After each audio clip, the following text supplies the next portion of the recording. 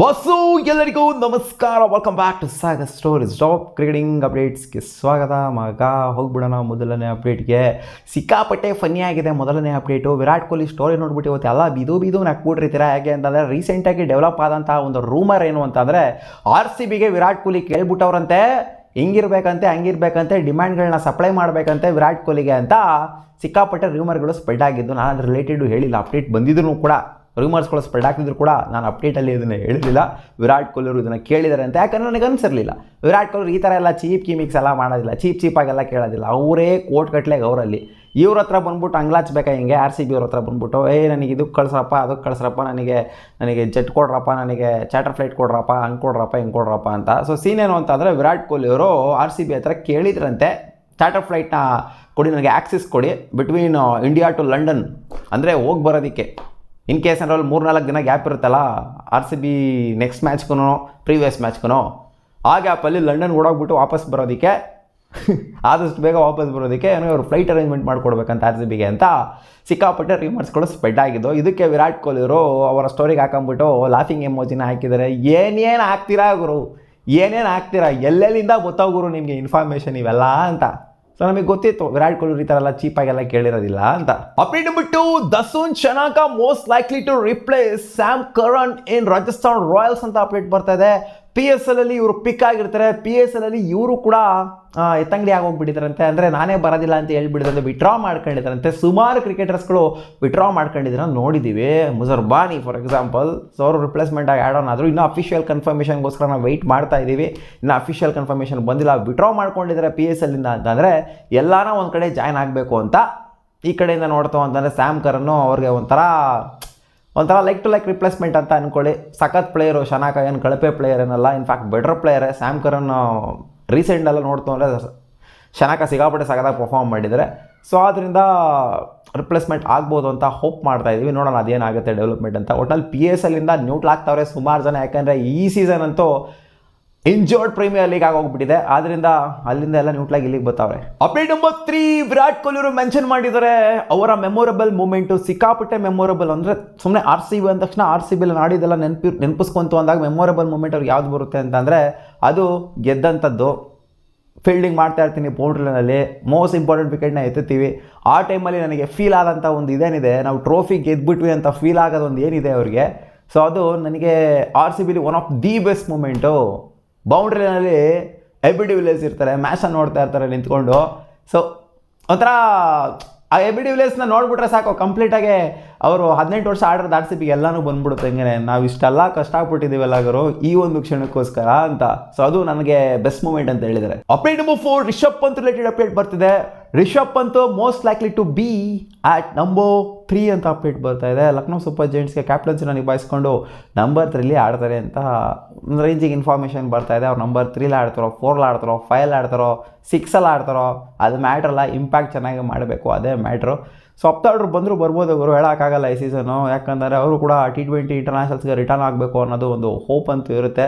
ಸ್ವಲ್ಪ ಮಟ್ಟಿಗೆ ವಲ್ನರಬಲ್ ಕಾಣಿಸ್ತಿರ್ತು ಅನ್ನೋ ಒಂದು ನಂಬರ್ 3 ಸ್ಲಾಟು ಇಂಡಿಯನ್ ಕ್ರಿಕೆಟ್ ಅಂತ ಬಂದಾಗ. ವಲ್ನರಬಲ್ ಅಂತಂದರೆ ಫಿಕ್ಸ್ಡ್ ಆಗಿಲ್ಲದೆ ಇರೋಂಥ ಸ್ಲಾಟು.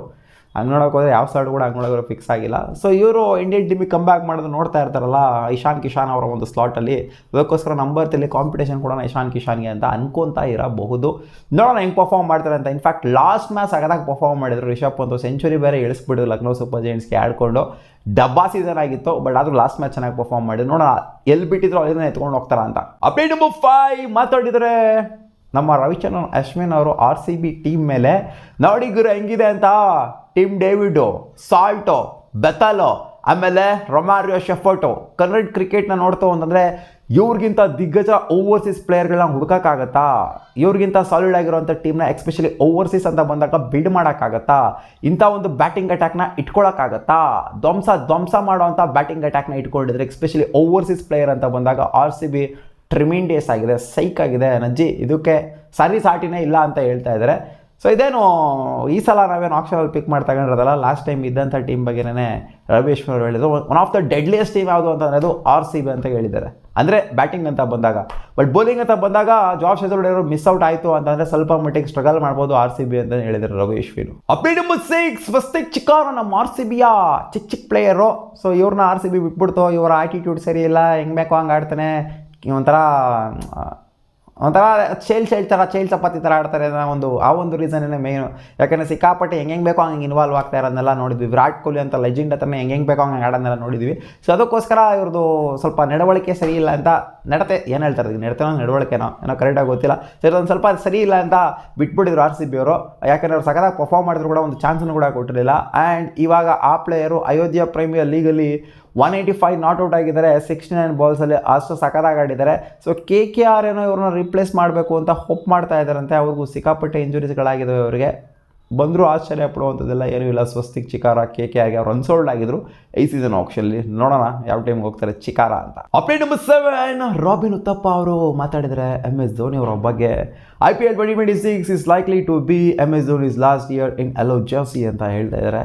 ಬೇರೆ ಜರ್ಸಿ ಹಾಕೊಂಡ್ಬಿಡ್ತಾರೆ ಅಂತ ಕೇಳಿದ್ರೆ ಇಲ್ಲ, ಅವ್ರು IPL ಇಂದ ರಿಟೈರ್ ಆಗ್ತಾರೆ ಈ ಸೀಸನು ಅಂತ ಅನ್ಕೊತಾ ಇದ್ದಾರೆ. ಹೌದು, ಖಂಡಿತ ಅನಿಸುತ್ತೆ MS ಧೋನಿ ಅವರು ಈ ಸೀಸನ್ ಲಾಸ್ಟ್ ಆಡ್ಬೋದು ಅಂತ. ಬಟ್ ನಾನು ಅಂತಾನೇ ಇದ್ದೀನಿ, ಗಟ್ ಫೀಲಿಂಗ್ ಹೇಳ್ತಾ ಇದ್ದೀನಿ. ನನಗೆ 2 ವರ್ಷದಿಂದ ಹೇಳ್ತಾನೆ ಇದ್ದೀನಿ, 2024 ಕೂಡ ಹೇಳ್ತಾನೆ ಇದ್ದೀನಿ ಈ ಸೀಸನ್ ಲಾಸ್ಟ್ ಆಗ್ಬೋದು ಅಂತ. 25 ಹೇಳಿದೆ ಈ ಸೀಸನ್ ಲಾಸ್ಟ್ ಆಗ್ಬೋದು, ಇಲ್ಲಾದರೂ ಈ ಸೀಸನ್ ಲಾಸ್ಟ್ ಆಗ್ಬೋದು ಅಂತ. ಬಟ್ ಇಲ್ಲ, ನಾನು ಬರ್ತೀನಿ ಅಂತ ಬಂದರು. ಯಾಕಂದರೆ ಸೀಸನ್ನು ವರ್ಷಾಗಿ ಆಗಿತ್ತು ಲಾಸ್ಟ್ ಸೀಸನ್ CSKಗೆ, ಅದಕ್ಕೋಸ್ಕರ ಮತ್ತೆ ಬಂದಿರೋದು. ಏನಾದ್ರು ಸ್ವಲ್ಪ ಮಟ್ಟಿಗೆ ಏನಾದ್ರು ಕ್ವಾಲಿಫೈ ಆಗೋಗ್ಬಿಟ್ಟಿತ್ತು ಅಂದರೆ ಬರೋ ಸಾಧ್ಯತೆ ಇರ್ತಿರ್ಲಿಲ್ವೇನೋ. ಬಟ್ ವರ್ಷಾಗಿ ಆಗಿದ್ದರಿಂದ ಇಲ್ಲ ಏನಾದ್ರು ಮಾಡಬೇಕು ಅಂತ, ರೇಂಜಿಗೆ ಏನಾದ್ರು ನಿಲ್ಲಿಸಬೇಕು ಅನ್ನೋ ಥರ ಬಂದಿದ್ದಾರೆ ನಂತರ ಕಾಣಿಸ್ತಾ ಇದೆ. ಕ್ಲಿಯರ್ ಗುರು, MS ಡಿಗೆ ಆ ಮಟ್ಟಿಗೆ ಆಡೋ ಥರ ಆಗ್ತಾ ಇಲ್ಲ. ಅದು ನೋಡಿದ್ರೆ ಗೊತ್ತಾಗುತ್ತೆ. ಯಾಕಂದರೆ ಅವರು ಬರೋದೇ ಬ್ಯಾಟಿಂಗಲ್ಲಿ ಲಾಸ್ಟ್ 2 ಓವರ್ ಇದ್ದಾಗ 1 ಓವರ್ ಇದ್ದಾಗ ಬರ್ತಾರೆ.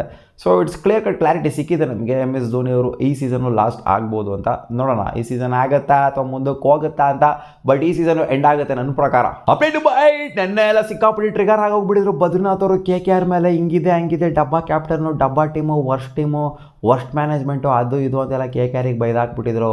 ಈ ಕಡೆಯಿಂದ ಒಂದು ಓಪನ್ ಸ್ಟೇಟ್ಮೆಂಟ್ನಾಗ ಕೊಟ್ಟಿದ್ದಾರೆ, ಅವ್ರಿಗೆ ಕೊಟ್ಟಿಲ್ಲ. ಇವ್ರು ಹೇಳ್ತಾ ಇದ್ದಾರೆ ಅಜಿಂಕ್ಯ ರಹಾನೆ ಅವರು as A captain, what I learn through out my life my journey is B positive each and every time.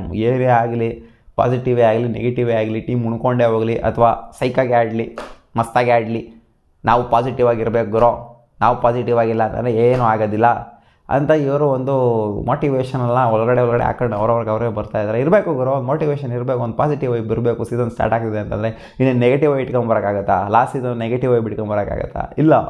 Positive ಆಗಿದ್ದಾರೆ ಅಜಿಂಕ್ಯ ರಹಾನೆ ಅವರು. ಹೌದು, ಅವರ ಕ್ಯಾಪ್ಟನ್ಸಿ ಮೇಲೆ ಸಿಕ್ಕಾಪಟ್ಟೆ ಕ್ವೆಶನ್ ಇದೆ.